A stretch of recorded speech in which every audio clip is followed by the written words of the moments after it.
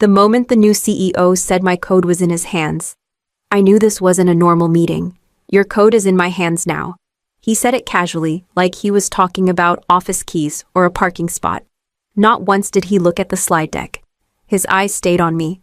A few people shifted in their seats. Someone's pen stopped midair. Nobody spoke. I kept my voice steady. Can you say that again? He smiled. Already comfortable. The platform, the core system. It belongs to the company, which means it belongs to me. I'm Marin Holloway. I've been at this company long enough that people stopped asking how things worked and just assumed I'd handle it. I didn't list my accomplishments. I didn't correct him. I just waited. He leaned back. We're done here? You're fired. You're worthless now. That word sat there, worthless. Like it had been rehearsed. No one jumped in. No one cleared their throat. The silence did the job for him. HR slid a folder across the table without meeting my eyes. The pen was already uncapped. I didn't take it. I stood, pushed my chair in, and walked out. I didn't grab my bag, didn't touch my desk, didn't say goodbye. Behind me, the room loosened. You can feel it when a group thinks a problem has been solved. If you've ever seen someone get cut loose and felt the room relax, you know exactly what that silence feels like. In the hallway, my phone buzzed. Calendar invites vanished one by one.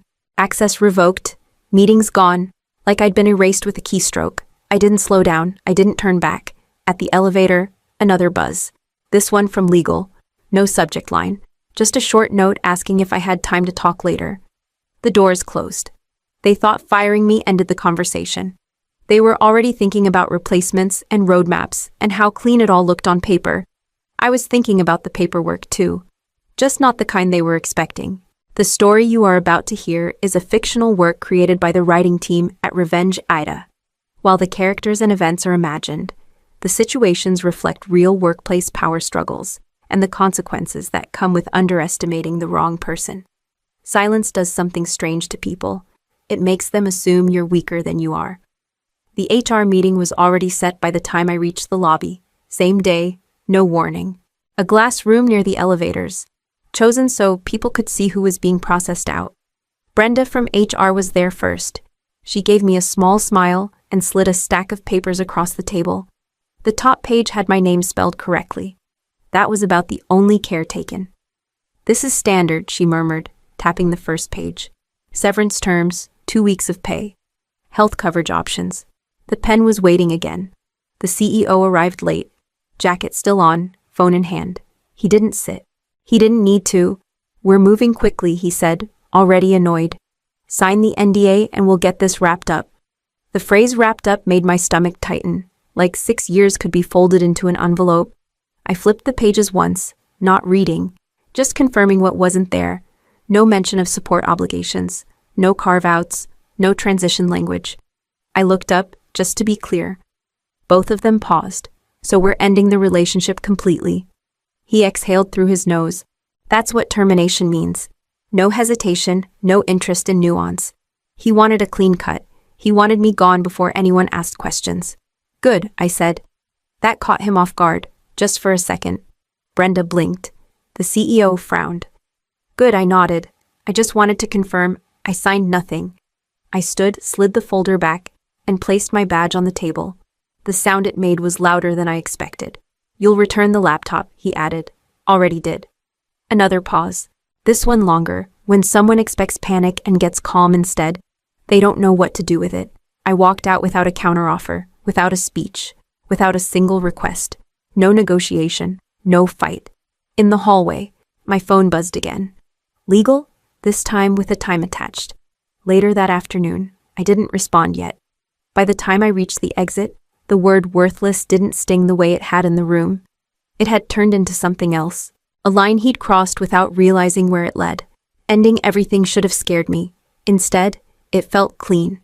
What if the contract they forgot mattered more than the job they ended? I didn't go home. I didn't call anyone.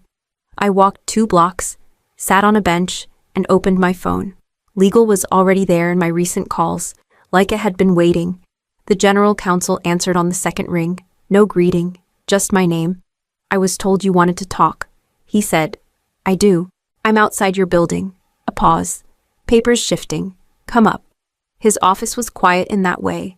Legal spaces always are. No personal photos, no distractions. Just a conference table and a man who'd learned to listen for what wasn't being said. I set the folder down between us. Manila, thick, worn at the edges. I'm not here to argue, I told him. I just want you to read.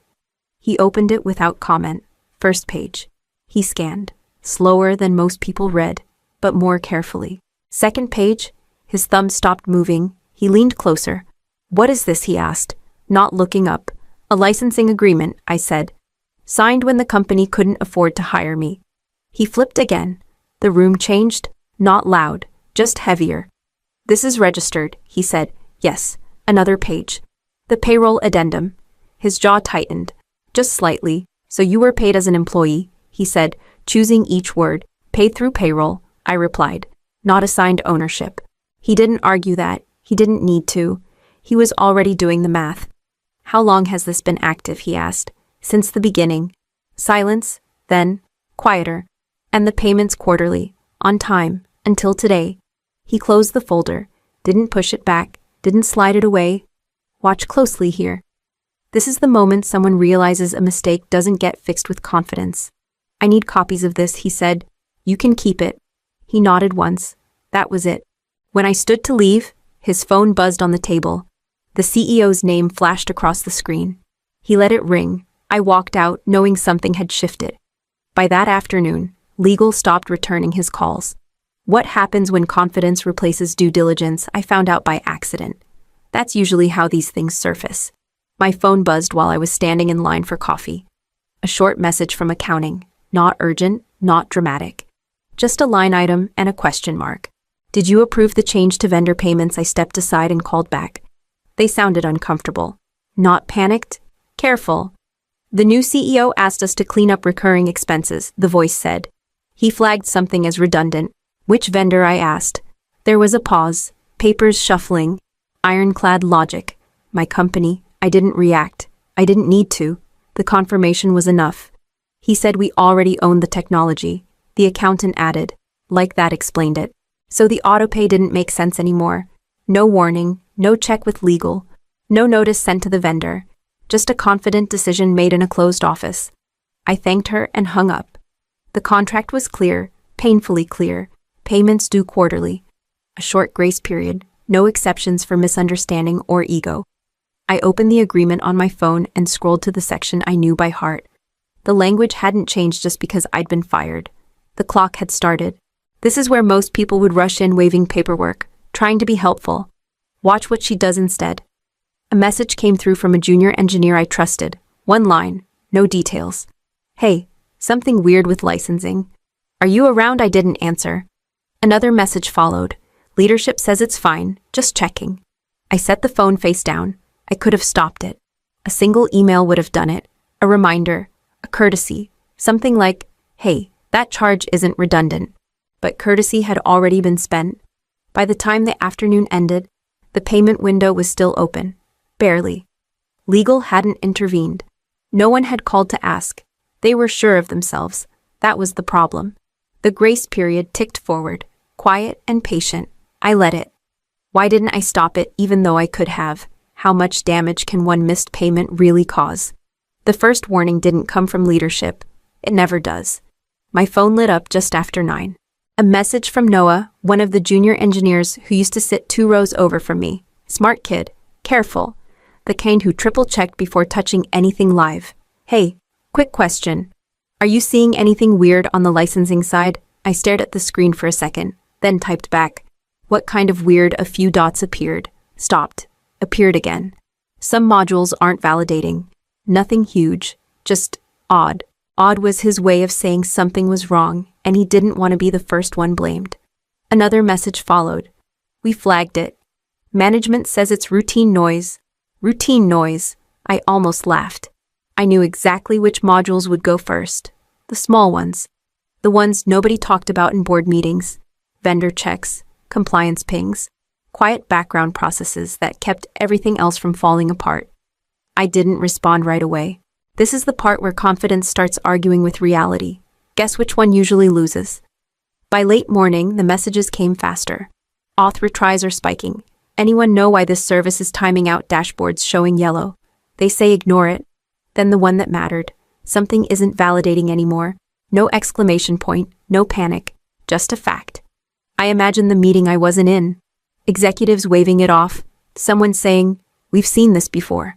Someone else blaming caching or a deployment hiccup. No one mentioning contracts. No one asking why a system would suddenly care about validation. I typed a reply and deleted it. Typed another, deleted that too. I wasn't part of the company anymore. I didn't have access. I didn't have authority. And I definitely didn't have an obligation. By the afternoon, the warnings were louder, still contained, still fixable. If anyone had the right keys, no one called me, not yet. The system wasn't angry, it wasn't vengeful. It was doing exactly what it had been told to do years ago. Follow the contract, every time. What happens when a system follows the contract more faithfully than people do? What do you do when a lie collapses in front of witnesses? The call came just before 8. No greeting, no context. Get on, someone from legal said. Now. I joined muted. Cameras were already on. Faces I recognized, a few I didn't. The CEO sat at the head of the table, jaw tight. Eyes darting between screens like he could will answers into place. Okay, he started, cutting in before anyone else could speak. We've got an outage narrative spinning. I want facts. Legal cleared their throat, not the soft kind, the kind that asks for the room. We reviewed the documentation yesterday. The CEO waved a hand. I know what we own. A pause. Papers shuffled. Someone leaned closer to their camera. That's the problem, legal said. We don't. The room went still. What do you mean we don't? The CEO snapped. She was on payroll. That doesn't transfer ownership, legal replied. Calm, flat. The platform is licensed. Silence stretched. A few heads turned. Someone muted themselves too late.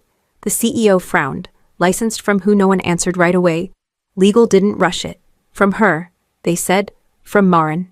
My name landed like a dropped plate. The CEO laughed once. Too fast. That's not possible. Legal shared their screen. The folder I'd handed over filled the window. Dates, signatures, a registration number no one had bothered to look up before. We're licensing the technology from her, legal said again, slower this time. And the payment was missed. The CEO leaned back, then forward. Fix it. We can, legal said, not without her. Watch how quickly confidence turns into confusion when the facts stop cooperating. Someone asked about backups. Another asked about options. The CEO didn't answer either. He stared at the screen, not at me. At the words he couldn't argue with. So, he said finally, quieter. We don't own the platform, no. Legal said, we never did. Authority drained out of the room in real time. People stopped deferring. Questions went to legal instead of him. The call ended without a plan. I left my camera off and waited. What happens when a leader realizes he never had leverage? What's the difference between revenge and enforcement? My phone rang 3 times before I answered. Same number, no voicemail. When I picked up, the voice came in sharp and loud, like volume could replace leverage. You did this. I didn't interrupt. I let him burn through the opening. You sabotaged the system. You flipped a switch on purpose. Turn it back on. Now. I leaned against the counter and waited until he ran out of breath. I don't work there anymore. A short, angry laugh. Don't play games. You built it. I built it. I agreed. I don't run it. Silence. Then a different tone. Lower. Threatening. Our lawyers are drafting something as we speak. You think this ends well for you? I already spoke to legal. I said. So did you. Paper rustled on his end. Someone feeding him lines. You were an employee. He pushed. That makes it ours. I was paid through payroll. I replied. That didn't assign ownership. The contract covers that. Another pause. This one heavier. You're holding the company hostage. I smiled at that. Not out of humor. Out of clarity? No, I said. You ended the relationship. You missed a payment. That triggered a breach. The system responded. You can fix it, he snapped. I don't have to. His voice cracked just enough to notice.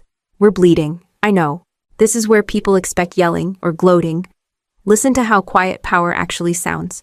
So what do you want? He asked. I want you to understand something, I said. This isn't revenge. Revenge is personal. This is enforcement. Another voice cut in on his end. Legal, probably, whispering, urgent. There's a deadline, I added. It's not mine. It's in the system.